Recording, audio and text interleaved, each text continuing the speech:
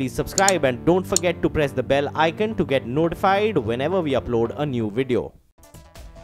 मुंबई वालों को एक और अंतर्राष्ट्रीय एयरपोर्ट मिलने वाला है। प्रधानमंत्री नरेंद्र मोदी ने नवी मुंबई एयरपोर्ट का शिलान्यास करने वाले हैं वो, और 21 साल बाद अब तक नवी मुंबई एयरपोर्ट हकीकत बनेगा और सिडको और जीवीके इसे पब्लिक प्राइवेट पार्टनरशिप के तहत बनाएंगे, जिसमें 74% हिस्सा जीवीके का होगा और 2268 हेक्टेयर में फैले इस एयरपोर्ट में कार्गो टर्मिनल, कार्गो कॉम्प्लेक्स, विमान की मरम्मत के लिए zone, parking, water purifying centre जैसी कई सुविधाएं भी होंगी। और आपको बता दें कि इस पूरे प्रोजेक्ट पर 16,704 करोड़ रुपए का खर्च आएगा। नवी मुंबई एयरपोर्ट में 4 चरणों में काम पूरा होगा, यानी 2031 तक 60 लाख यात्रियों के लिए एयरपोर्ट सुविधा उपलब्ध कराने का प्लान है। और फिलहाल आपको बता दें कि यहाँ पर एयरपोर्ट के उद्घाटन का समारोह शुरू हो चुका है और शिलान्यास का जो समारोह है वो शुरू हो चुका है और तमाम आला अधिकारी और आला मंत्री वहाँ पहुँचे हुए हैं। प्रधानमंत्री मोदी भी पहुँच गए हैं, बस कुछ ही देर में उनका भाषण भी यहाँ पर शुरू हो जाएगा। और यहाँ पर आप देख सकते हैं तस्वीरें फिलहाल जो ताज़ा आपकी स्क्रीन पर दिखाई दे रही हैं, जहाँ पर मुख्यमंत्री देवेंद्र फडणवीस भी हैं और प्रधानमंत्री नरेंद्र मोदी भी पहुँच गए हैं। मुंबई वालों को एक नया एयरपोर्ट नवी मुंबई में दिया जा रहा है, जिसकी आधारशिला रखी जा रही है और इस वक्त मंच पर बोलने आए हैं मुख्यमंत्री देवेंद्र फडणवीस।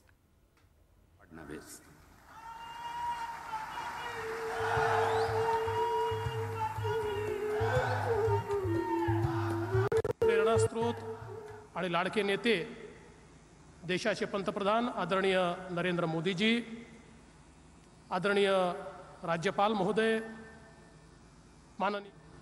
माननीय गडकरी साहेब, माननीय अशोक गजपती राजूजी, माझे सहकारी रवी चव्हाण, प्रशांत ठाकूर, या ठिकाणी उपस्थित सर्व माझ्या भगिनी आणि बंधूंनो,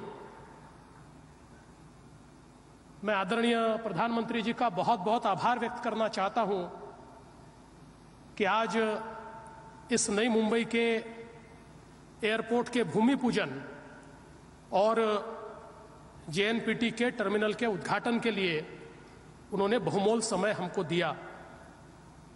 प्रधानमंत्री जी, ये एयरपोर्ट यहां पर हो रहा है तो इसके पीछे कई लोगों ने किया हुआ त्याग है, उनकी मेहनत है। मैं सबसे पहले धन्यवाद देना चाहूंगा हमारे इस पनवेल तालुका के ग्रामस्थों को, जिन्होंने अपनी जमीन इस एयरपोर्ट के लिए दी और मुझे बताते हुए हर्ष होता है कि 98% जमीन हमारे हाथ में आई, हमको उसका एक्विजिशन नहीं करना पड़ा, लोगों ने स्वयं स्वेच्छा से यह जमीन हमको दी और एक बहुत ही अच्छा, देश का सर्वोत्तम ऐसा पुनर्वसन का पैकेज हमने देने का प्रयास किया।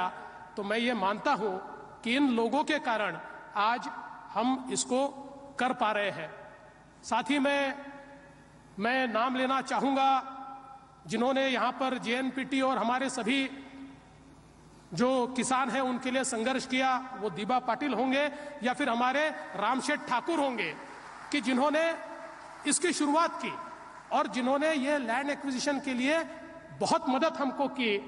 हमारे यहाँ के जो जनप्रतिनिधि हैं उन्होंने भी बहुत मदद की। 2 नाम मैं और लेना चाहूंगा।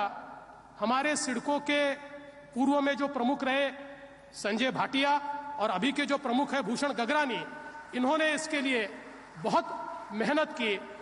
लेकिन प्रधानमंत्री जी, ये एयरपोर्ट संभव हुआ वो केवल एक व्यक्ति के कारण, और उसका नाम है श्रीमान नरेंद्र मोदी जी। इसका कारण है 2000 से लेकर 2015 तक महाराष्ट्र में अपनी सरकार आने तक महाराष्ट्र की सरकार केंद्र की सरकार के पास जाती थी, 8 एनओसी इसके लिए चाहिए थी। 8 में से एक भी एनओसी 15 साल में प्राप्त नहीं हुई। हमने केवल आपकी जो प्रगति, जो आप एक वीडियो कॉन्फ्रेंसिंग राज्यों तो यहाँ पर नवी मुंबई एयरपोर्ट के भूमि पूजन का समारोह शुरू हो चुका है और जैसा कि हमने सुना, मुख्यमंत्री देवेंद्र फडणवीस इसका श्रेय प्रधानमंत्री मोदी को दे रहे हैं, जिनके चलते ये सपना मुंबई वालों का पूरा होता हुआ फिलहाल दिखाई दे रहा है। तो मंच में आगे चलकर प्रधानमंत्री मोदी भी आएंगे अपना भाषण देने के लिए। हम फिर से एक बार रुख करेंगे, लेकिन आपको बता दें कि इस कार्यक्रम के बाद महाराष्ट्र में निवेश और बिजनेस को बढ़ावा देने के लिए आज शाम प्रधानमंत्री मोदी मैग्नेटिक महाराष्ट्र का उद्घाटन भी करेंगे। और इस समिट में मुख्यमंत्री देवेंद्र फडणवीस को राज्य में 10 लाख करोड़ रुपए के निवेश की उम्मीद है। सम्मेलन के दौरान करीब 4000 MOUs पर हस्ताक्षर होंगे और इस समिट में कई बड़े उद्योगपति शामिल होंगे। 3 दिन तक चलने वाले इस सम्मेलन में विदेशों से 50 से ज्यादा निवेशक हिस्सा लेंगे।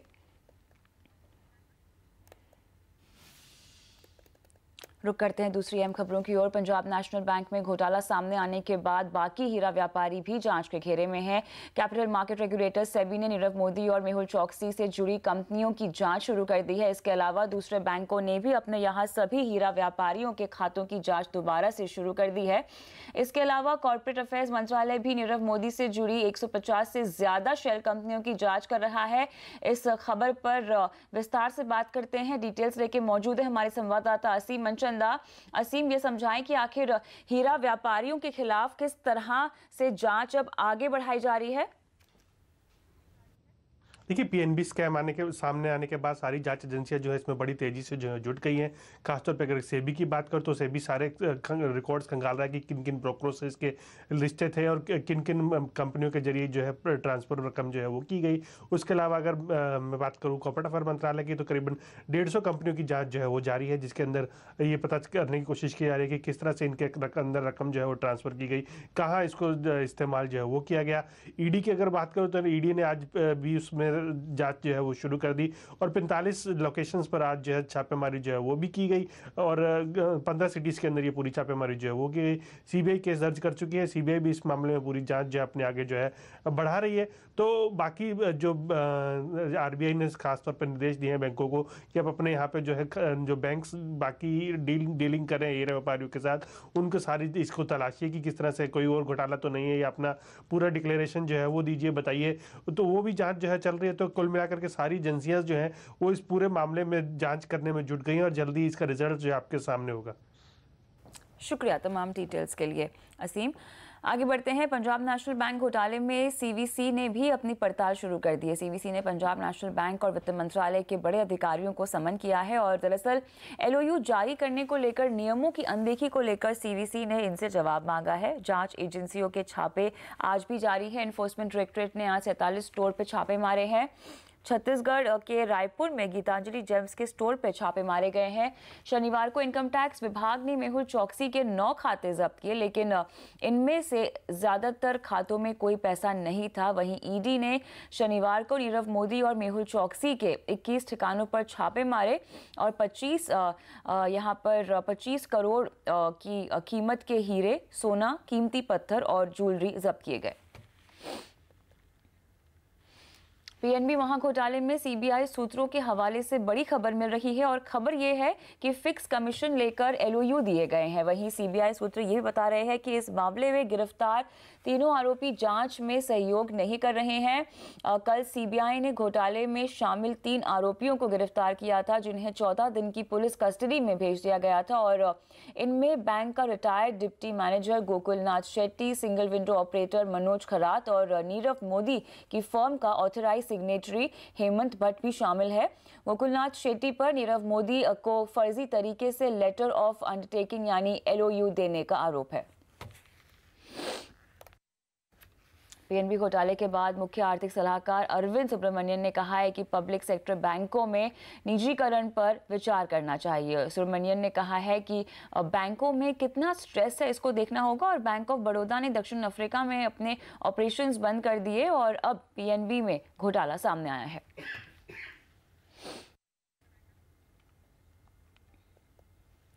आरबीआई के पूर्व डिप्टी गवर्नर आर गांधी ने हमसे बातचीत में कहा कि बैंकों के निजीकरण का फ्रॉड से कोई संबंध नहीं है। सरकारी बैंक में हुए फ्रॉड का असर टैक्स पेयर्स पर नहीं पड़ना चाहिए। वहीं उन्होंने ये भी कहा कि प्राइवेट बैंकों में भी घोटाले के मामले सामने आए हैं। Any loss because of the fraud, it should not automatically devolve on the government, that is public. Instead, the private owners who would manage, they should be able to bear those losses. It is not that in the private banks the frauds are not happening. because they are able to bear it out of their own provisions and losses, it doesn't get much publicized. Whereas public sector banks, the provisioning and the capital requirement has to come from the government and ultimately from the National Exchequer. So that is why greater scrutiny, greater attention, media attention, everything is on the public sector bank. ASSOCHAM banking summit में हिस्सा लेने पहुंचे RBI के पूर्व deputy governor SS Mundra का कहना है कि पीएनबी घोटाला काफी गंभीर है। उनका ये भी कहना है कि बैंक में रिस्क मैनेजमेंट, बैंकिंग ऑडिट में खामियां हुई हैं, लेकिन इसका असर दूसरे बैंकों पर नहीं होगा। लेटर ऑफ क्रेडिट इशू किए गए थे, वो फ्रॉड लेटर ऑफ क्रेडिट बोले जा रहे इशू किए गए थे। कितना सिक्योर्ड है एक आम जनता का पैसा इन बैंक्स में? बैंक में जो एक रिस्क मैनेजमेंट होना चाहिए, जो एक कंट्रोल होना चाहिए, एक इंटरनल ऑडिट होना चाहिए, उसमें गंभीर खामियां हुई हैं, इसलिए इस तरह की घटना हुई है। और ज़्यादा ये बात अभी जो ज़्यादा महत्वपूर्ण है कि इस तरह की घटनाओं से सही सबक लिया जाए और आगे ऐसी व्यवस्थाएं की जाए ताकि इस तरह की घटनाएं फिर ना हो। और ये सिर्फ उस बैंक के लिए लागू नहीं है, ये सारी बैंकिंग इंडस्ट्री के लिए है कि सबने उससे सही सबक लेकर और फिर उसको लागू। ये पूरे बैंकिंग सिस्टम के लिए कितना बड़ा थ्रेट होगा या कितनी बड़ी समस्या होगी टैकल करना? कि बाकी बैंकों ने अगर किसी एक बैंक की एलओयू पे उसको आधार लेके और अगर क्रेडिट दी है तो मुझे नहीं लगता कि उनके ऊपर इसका कोई मतलब फिनेंशियल और आर्थिक असर आना चाहिए। तो वो इसका एक पहलू है। लेकिन ये बैंकों के लिए बैंकिंग इंडस्ट्री बहुत बड़ी है, ये सारे बहुत पुराने इंस्टीट्यूशंस हैं, इनके पास अपनी कैपेबिलिटी है। एक बार इनको धक्का तो लगेगा इससे, लेकिन इस समस्या से उभरेंगे, थोड़ा समय लगेगा। घोटाले को लेकर ब्लेम गेम भी शुरू हो गया है। रक्षा मंत्री निर्मला सीतारमण, कांग्रेस अध्यक्ष राहुल गांधी और वरिष्ठ कांग्रेस नेता अभिषेक मनु सिंघवी को घोटाले में लपेटा है और इस पर अभिषेक मनु सिंघवी ने निर्मला के खिलाफ मानहानि का केस करने की चेतावनी दी। रक्षा मंत्री के ओहदे में बैठी हुई एक मंत्री बीजेपी के कहते हैं कि मेरा संबंध है नीरव मोदी या चोकसी या उनकी कंपनी से या मेरे परिवार का संबंध है। ये उनके प्रेस कॉन्फ्रेंस में कहा है, जो झूठ है, डेफेमेटरी है, मानहानि है। न मेरे 2 बच्चे, न मेरे परिवार का कोई व्यक्ति, न मेरे से संबंधित कोई कंपनी या मेरे परिवार से संबंधित कोई कंपनी की किसी प्रकार की कोई भी बिजनेस डीलिंग किसी भी नीरव मोदी, मेहुल चोकसी, गीतांजलि जेम्स या किसी फायर स्टार से नहीं है। इधर राहुल गांधी ने आज ट्वीट कर प्रधानमंत्री मोदी और वित्त मंत्री अरुण जेटली पर फिर से निशाना साधा है। उन्होंने कहा कि पीएम मोदी ने बच्चों को परीक्षा पास करने के लिए टिप्स देने पर 2 घंटे तक वो बोल सकते हैं, लेकिन उनके पास 22,000 करोड़ रुपए के घोटाले पर बात करने के लिए 2 मिनट नहीं है। वित्त मंत्री जेटली भी कुछ नहीं बोल रहे हैं। एक और पंजाब नेशनल बैंक में हुए 11,500 करोड़ के घोटाले की जांच जारी है। वहीं दूसरी ओर कानपुर में 800 करोड़ रुपए से ज्यादा लोन लेकर रोटोमैक कंपनी का मालिक विक्रम कोठारी लापता है और विक्रम कोठारी ने 5 बैंकों से लोन लिया था और यूनियन बैंक से 485 करोड़ रुपए लोन लिया था और 1 साल से बैंक की किश्त नहीं चुकाई है। सिटी यूनियन बैंक पर हैकर्स का हमला हुआ है। साइबर अपराधियों ने बैंक से 12 करोड़ रुपए से ज्यादा की रकम ट्रांसफर की है। स्टॉक एक्सचेंज को दी गई जानकारी के मुताबिक स्विफ्ट प्लेटफॉर्म में हैकिंग करके रकम दुबई, टर्की और चीन में ट्रांसफर हुई है और स्विफ्ट वो कोड होता है जिससे दुनिया भर में बैंक की पहचान होती है। City union bank national cyber security council के साथ मिलकर रकम ट्रेस करने में जुटा हुआ है। फिलहाल इसमें से 6 करोड़ की रकम को ब्लॉक कर दिया गया है। नवी मुंबई एयरपोर्ट के शिलान्यास से कार्यक्रम शुरू हो चुका है। प्रधानमंत्री मोदी फिलहाल मंच पर भाषण दे रहे हैं, सीधा वहीं चलते हैं। अंतरराष्ट्रीय विमानतळ होते आहे या स्वराज्य भूमीला माझा प्रणाम।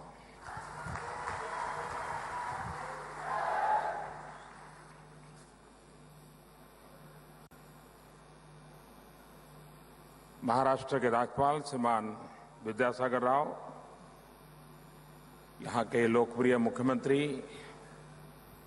श्रीमान देवेंद्र फडणवीस जी,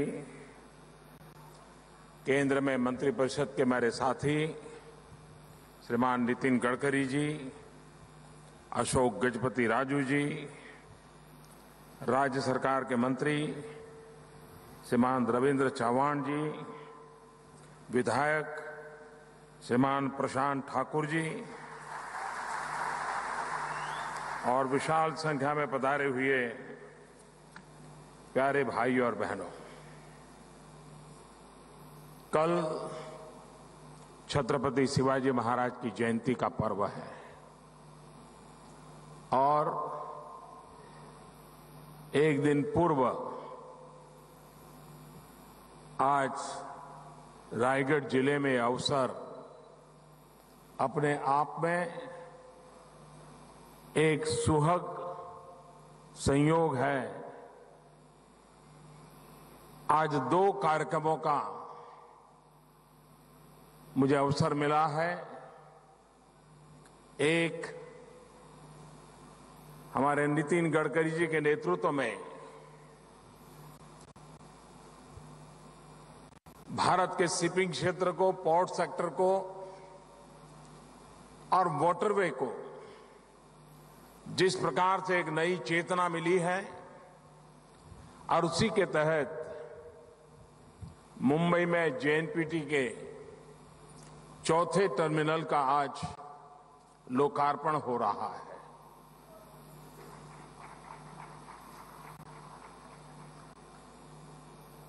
कई वर्षों से हम शब्द सुनते आए हैं, ग्लोबलाइजेशन, विश्व व्यापार। सुनते तो बहुत सालों से आए हैं, लेकिन ये विश्व व्यापार की संभावनाओं के संबंध में घर में बैठकर के चर्चा करते रहने से हम देश को कोई लाभ नहीं पहुंचा सकते। विश्व व्यापार का लाभ तब होता है कि विश्व के साथ जुड़ने के लिए आपके पास विश्व स्तर का इंफ्रास्ट्रक्चर हो। सामुद्रिक व्यापार उसमें एक बहुत बड़ी अहमियत रखता है और भारत एक भाग्यवान देश रहा कि सामुद्रिक शक्ति को पहचानने वाले सबसे पहले राजपुरुष, राष्ट्र पुरुष छत्रपति शिवाजी महाराज थे और उसी का परिणाम है कि आज महाराष्ट्र में इतने सारे समुद्र से जुड़े हुए किलों की रचना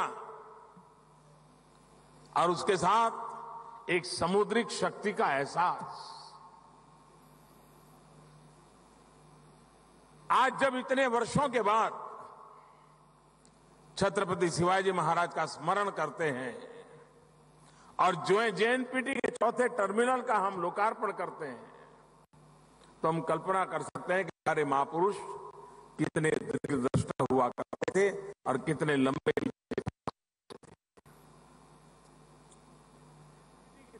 अगर विश्व व्यापार में भारत को अपनी जगह बनानी है तो भारत के पास सबसे ज्यादा समुद्रिक मार्ग की शक्ति को अनेक गुना बढ़ाने की जरूरत है। हमारे पोर्ट्स जितनी अधिक मात्रा में डेवलप हो, आधुनिक हो, टर्न अराउंड टाइम मिनिमम हो और एक गति से चलने वाले जहाजों की श्रृंखला बढ़े, मिलियंस ऑफ टन हमारा गुड्स विश्व के बाजार में हमारा गुड्स विश्व के बाजार में पहुंचे और कभी कभी पहुंचने की स्पर्धा होती है। एक बार ऑर्डर तय होने के बाद, आर्थिक कारोबार होने के बाद अगर कम समय में माल पहुंचता है तो खरीदने वाले व्यापारी को मुनाफा होता है। अगर वो देर से पहुंचता है तो उसको घाटा होता है। लेकिन वो तब पहुंचता है कि जब हमारे पोर्ट सेक्टर में उस प्रकार की फैसिलिटी हो, सागरमाला प्रोजेक्ट के तहत हम सिर्फ पोर्ट का ही डेवलपमेंट करना चाहते, ऐसा नहीं है। हम पोर्ट लेड डेवलपमेंट पर बल दे रहे हैं ताकि हमारे समुद्री तट के 7,500 किलोमीटर का विशाल समुद्र हमारे पास है। हम समुद्री क्षेत्र में एक महाशक्ति बनने की संभावना वाली हमें भौगोलिक रूप से व्यवस्था मिली हुई है।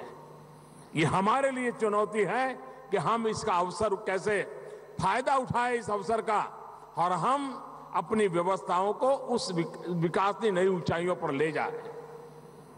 भारत सरकार ने इस दिशा में बेड़ा उठाया है। दुनिया एनवायरमेंट की चर्चा करती है।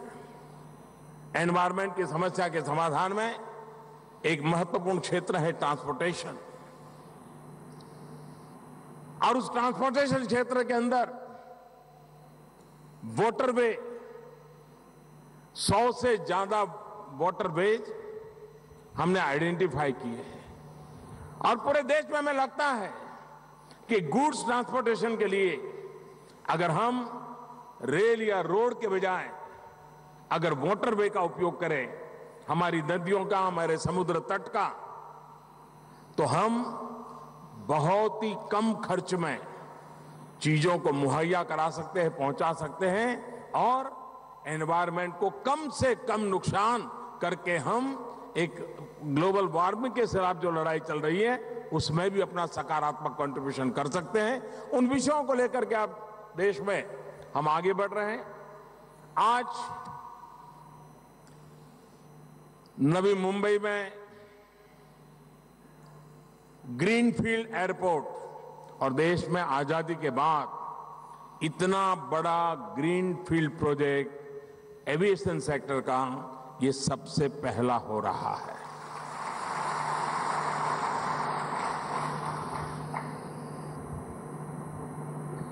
अब आप कल्पना कर सकते हैं कि 20 साल से आपने सुना है, कई चुनाव में इसके वादे किए होंगे, कई विधायक चुन करके आए होंगे इस वादे पर, कई एमपी बन करके आए होंगे, कई सरकारें बनी होगी, लेकिन एयरपोर्ट नहीं बना।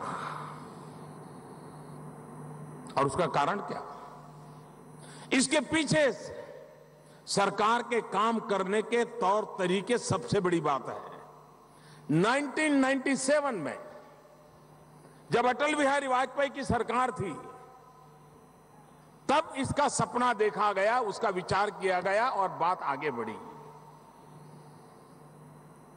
और जब मैं प्रधानमंत्री बना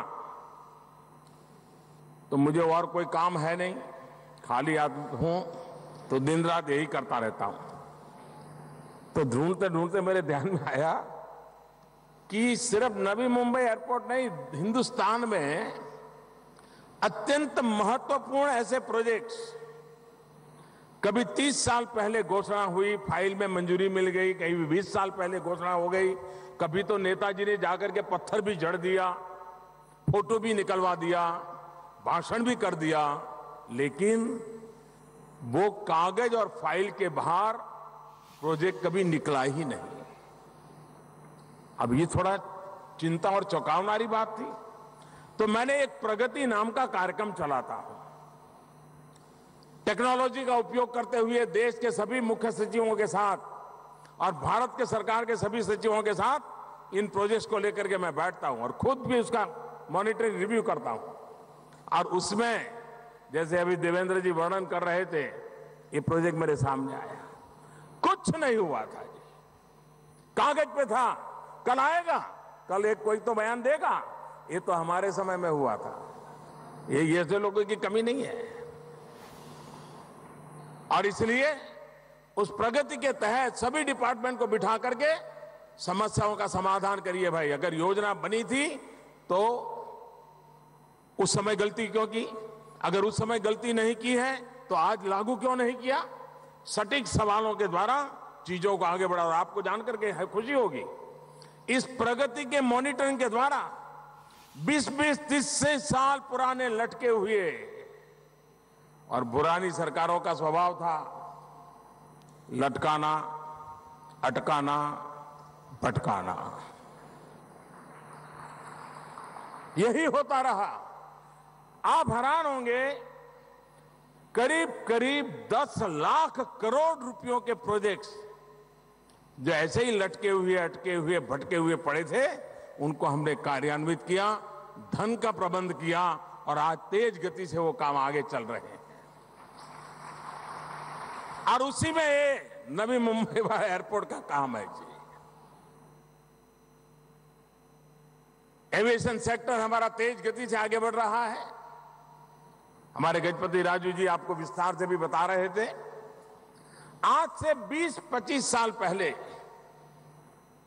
पूरे हिंदुस्तान के एयरपोर्ट पर जितना ट्रैफिक था, पैसेंजर आते थे, जाते थे, आज उससे भी ज्यादा अकेले मुंबई एयरपोर्ट पर ट्रैफिक है। आप सोचिए, पूरे देश में जो था इतना आज अकेले मुंबई में है। आज वक्त ऐसा बदल चुका है कि जैसे आप बस की लाइन में लोगों को देखते हैं, अगर एयरपोर्ट पर जाएं, लंबी कतार में लोग खड़े हैं जहाज में चढ़ने के लिए। और ये दिन भर हिंदुस्तान के कई एयरपोर्ट पर आपको देखने को मिलेगा। जिस तेजी से एविएशन सेक्टर का ग्रोथ हो रहा है, उसकी आवश्यकता के अनुसार हम एविएशन सेक्टर के इंफ्रास्ट्रक्चर में बहुत पीछे चल रहे हैं। हमारी कोशिश है स्पीड बढ़ाएं, उसको पूरा करने का प्रयास करें। हमने अब एक आपने आज से कई वर्षों पहले 80 के दशक में 21वीं सदी आ रही है, 21वीं सदी आ रही है, रोजाना आता था अखबारों में, रोज प्रधानमंत्री जी के मुंह से 21वीं सदी की चर्चा आती थी। लेकिन 21वीं सदी शब्द से आगे कभी गाड़ी बढ़ी नहीं। अगर 21वीं सदी का एविएशन सेक्टर कैसा होगा, उसके लिए किसी ने आज से 20-25 साल पहले सोचा होता तो शायद हमें आज जितनी दौड़ लगानी पड़ रही है शायद ना लगानी पड़ती। इस देश में आजादी के बाद किसी सरकार ने इतना महत्वपूर्ण सेक्टर, आने वाले समय में इसकी महत्ता बढ़ने वाली है, इसमें कोई दुविधा होने का कारण नहीं था, फिर भी हमारे देश में कभी भी एविएशन पॉलिसी नहीं थी। हमने आकर के एविएशन पॉलिसी बनाई और एविएशन को अगर हम ये गलती करेंगे, क्योंकि एक जमाना था कि महाराजा की तस्वीर रहा करती थी उसके ऊपर, आज ये सामान्य कॉमन मैन का है। जब अटल जी की सरकार थी तो हमारे एक एविएशन मिनिस्टर थे, मैं तो राजनीति में बहुत संगठन का एक कोने में काम करता था, मैंने उनको कहा कि आज भी हवाई जहाज पर ये महाराजा का चित्र क्यों लगाए रखते हो? उस जमाने में महाराजा लोग के लेवल बैठते थे। मैंने कहा अब तो आपको लक्ष्मण के कार्टून में जो कॉमन मैन होता है ना, उसकी तस्वीर लगानी चाहिए, वो हवाई जहाज में बैठता है। और बाद में अटल जी की सरकार के समय वो शुरू भी किया गया था। हमने कहा कि क्यों ना मेरे देश में जो हवाई चप्पल पहनता है वो भी हवाई जहाज में उड़ना चाहिए। हमने उड़ान योजना लाई।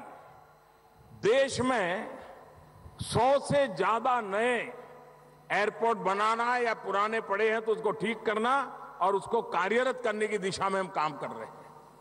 छोटे छोटे स्थान पर हवाई जहाज चले, छोटे चले, 20 लोगों को ले जाने वाले, 30 लोगों को ले जाने वाले, लेकिन आज लोगों को गति चाहिए। और हमने एक योजना तो ऐसी बनाई खास करके नॉर्थ ईस्ट के लोगों के लिए कि जिसमें 2,500 रुपए की टिकट, और नॉर्थ ईस्ट में जो कठिनाई भरा क्षेत्र है जहां कनेक्टिविटी बहुत जरूरी है, उस पर भी हम बल दे रहे हैं। आपको जानकर के खुशी होगी भाइयों बहनों, हमारे देश में इतने वर्षों से जो हवाई जहाज खरीदे गए, चलाए गए, आज हमारे देश में करीब करीब 450 हवाई जहाज ऑपरेशनल है, देश में सेवा में है। 450, सरकारी हो प्राइवेट हो सब मिला करके। आजादी से अब तक हम 450 पर पहुंचे हैं। आपको जानकर के खुशी होगी, इस एक वर्ष में इस देश के एविएशन सेक्टर से लोगों द्वारा 900 नए हवाई जहाज के ऑर्डर बुक किए गए हैं। यानी आजादी के 70 साल हो गए, 450 और इस एक वर्ष में 900 नए हवाई जहाज खरीदने का ऑर्डर बुक हुआ है। आप कल्पना कर सकते हैं कि कितनी तेजी से एविएशन सेक्टर आगे बढ़ रहा है। और एविएशन सेक्टर रोजगार की भी नई संभावनाएं लेकर के आता है।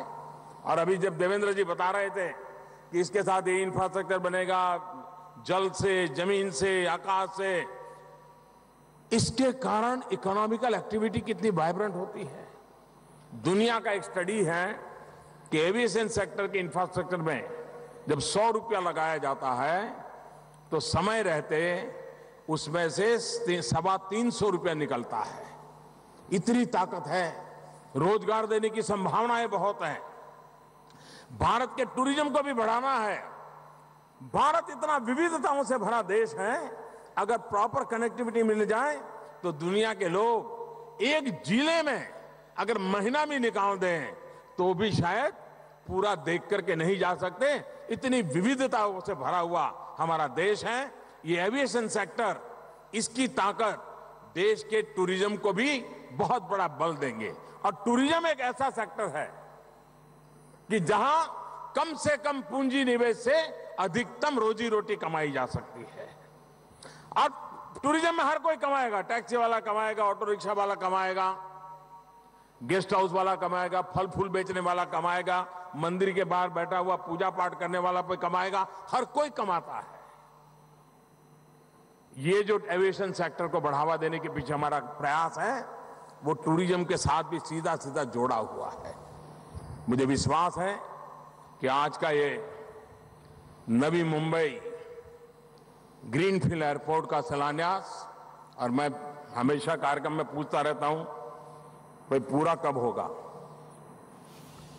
क्योंकि वो पुराने जमाने का अनुभव कैसा है आप लोगों को मालूम है।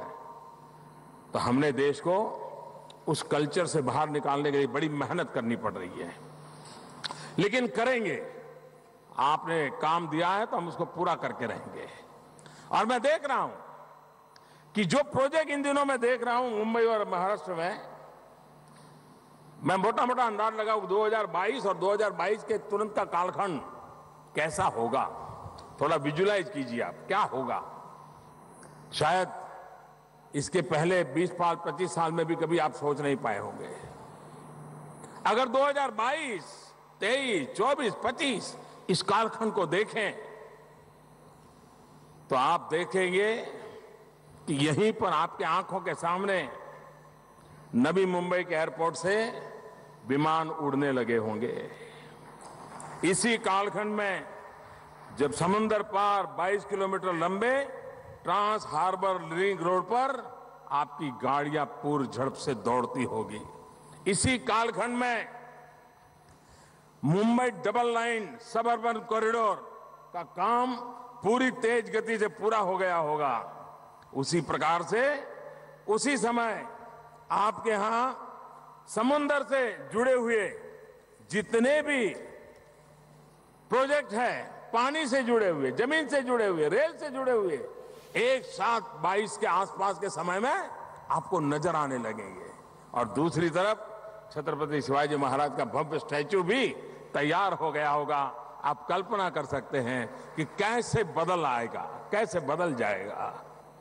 तो मैं इन सारे इनिशिएटिव के लिए श्रीमान देवेंद्र जी को, केंद्र में मेरी टीम के साथी गजपति राजू जी, नितिन गडकरी जी, इन सबको बधाई देते हुए आप सबको बहुत जल्द इस हवाई यात्रा का अवसर यहीं से मिल जाए, इसके लिए बहुत बहुत शुभकामनाएं देता हूं। धन्यवाद।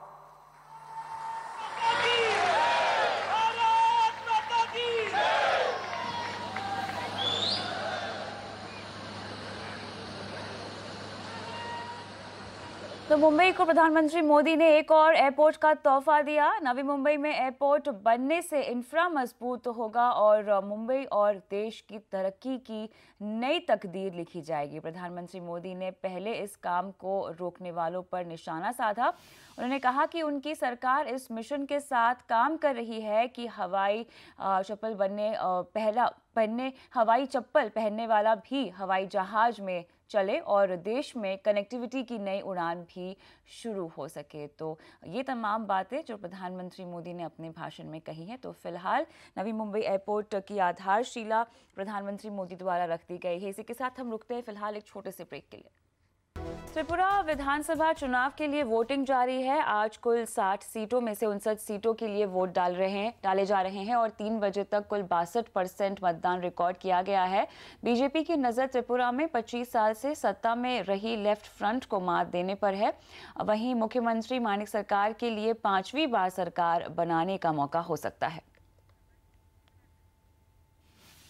इंडस्ट्री और रोजगार को बढ़ावा देने के लिए यूपी सरकार 21 और 22 फरवरी को इन्वेस्टर्स समिट का आयोजन कर रही है और हमारे खास कार्यक्रम साक्षात्कार में यूपी के मुख्यमंत्री योगी आदित्यनाथ ने सीएनबीसी आवास के प्रबंध संपादक आलोक जोशी से कहा कि तेज ग्रोथ के लिए सरकार ने 15-16 फोकस सेक्टर्स बनाए हैं और फूड प्रोसेसिंग के साथ ही एमएसएमई, टेक्सटाइल और फार्मा के लिए पॉलिसी तैयार की गई है।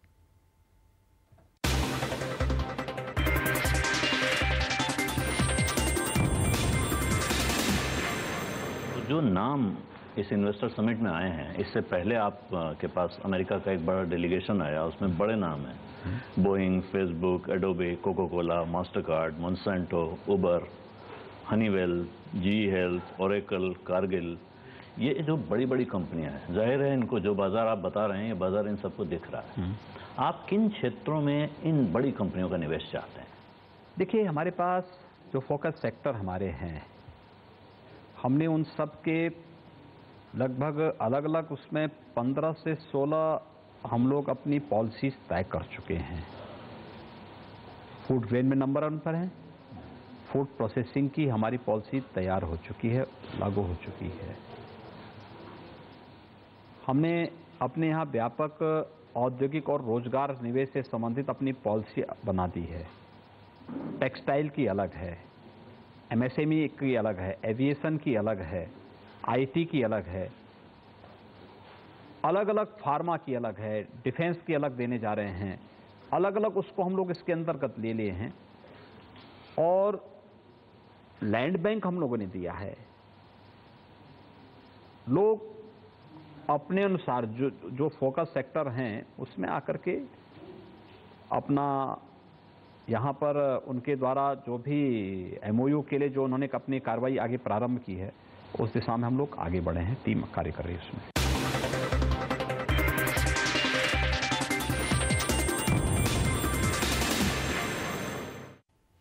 इंडस्ट्री और रोजगार को बढ़ावा देने के लिए यूपी सरकार 21 और 22 फरवरी को इन्वेस्टर्स समिट का आयोजन कर रही है और हमारे खास कार्यक्रम साक्षात्कार में यूपी के मुख्यमंत्री योगी आदित्यनाथ ने सीएनबीसी आवास के प्रबंध संपादक आलोक जोशी से कहा कि नोएडा और ग्रेटर नोएडा में घर खरीदारों की दिक्कत जल्द दूर होगी और जल्द ही सरकार 40,000 मकानों का आवंटन करने जा रही है। साथ ही उन्होंने ये भी कहा कि सरकार सभी बिल्डरों का ऑडिट भी कराएगी।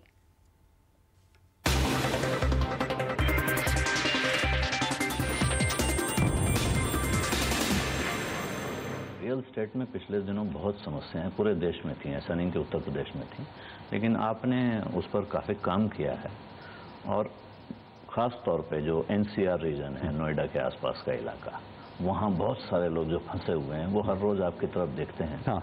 कि क्या कब तक हमारा घर हमारे हाथ में आ जाएगा। हाँ।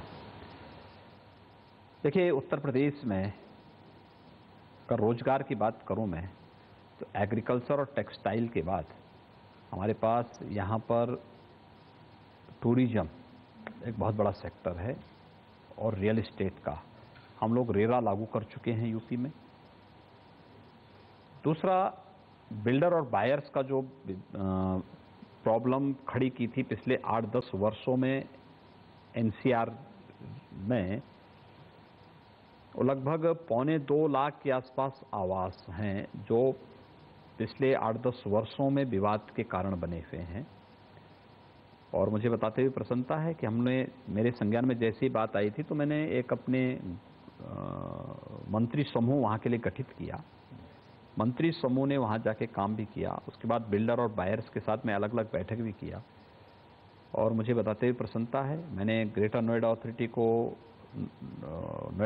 को यमुना एक्सप्रेस वे अथॉरिटी को भी इस बात को कहा कि भाई आप बैठिए इन सब के साथ में और हमें समाधान निकालना है। सरकार समस्या नहीं, सरकार समाधान होना चाहिए और समाधान की दिशा में बढ़े हैं। पहले चरण के 40,000 आवास एकदम तैयार हैं, किसी भी दिन उनको आवंटित किया जा सकता है। हम 3 महीने में 40,000 और देने जा रहे हैं और इस प्रकार से हम लोग एक को देने जा रहे हैं। दूसरा, हर बिल्डर का ऑडिट कराने के लिए हम लोगों ने कह दिया, उस पर कार्रवाई चल रही है। वो सारे बिल्डर मतलब जो जिनके प्रोजेक्ट फंसे हुए हैं वो, या जितने भी बिल्डर इसमें काम कर रहे हैं जिनके कारण ये सब चीजें फंसी हुई थी, उन सभी का।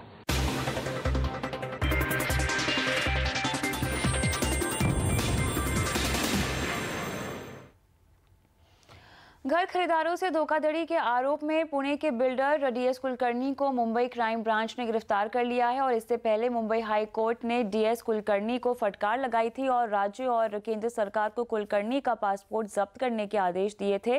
कोर्ट ने इस संबंध में दिल्ली और मुंबई एयरपोर्ट को इसकी जानकारी तुरंत देने के लिए भी कहा था और शुक्रवार को मुंबई हाई कोर्ट ने कुलकर्णी को दी गई सभी राहत रद्द करते हुए उनकी गिरफ्तारी का रास्ता साफ किया था। कुलकर्णी पर लोगों को मकान नहीं देने और बैंक का पैसा नहीं चुकाने के आरोप में कोर्ट को गुमराह करने का मामला दर्ज है।